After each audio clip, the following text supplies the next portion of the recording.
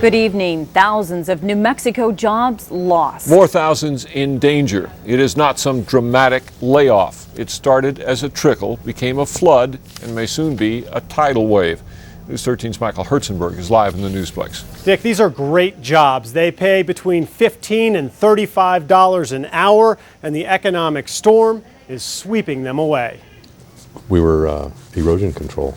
The rocks you see thrown on the side of the road. Vince Domino has built roads all over the state. How many employees did you start with? In 25 years, he grew his company to 25 employees. He even subcontracted on the Big I, but this year he folded. I kept it going for 5 months, paying guys 40 hours a week, and they weren't working. The toughest thing was when you have to lay off people that have been with you 15 years. It's definitely alarming. Mike Gibson runs Associated Contractors of New Mexico, an industry group. There are still some big jobs. I-40 in the Northeast Heights is one of the biggest. But Gibson says overall, road building is being hammered by a perfect storm. I consider right now it's not just raining, we've got an all-out hurricane on our hands. Increased costs, decreased federal funding, and a slowing pace of state projects have sharply reduced public construction projects. Gibson says since January, 2,500 New Mexico jobs have been lost. Companies are pulling out. Several companies have made arrangements over the last few months to look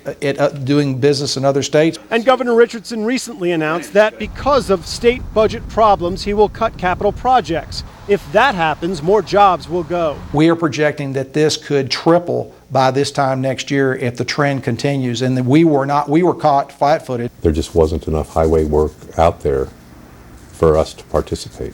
Vince Domino is now working for someone else. He says more government construction projects could help him and everyone else. It helps every other support industry. It helps Walmart. Our guys get a check, they're not putting it in the bank. They're going out and buying things. The governor's office says Gibson is jumping to conclusions that the governor will work on capital outlay cuts with the legislature in January. Back to you. All right, Michael, and the Transportation Department says at this point it still does plan to put $300 million worth of projects out to bid next year.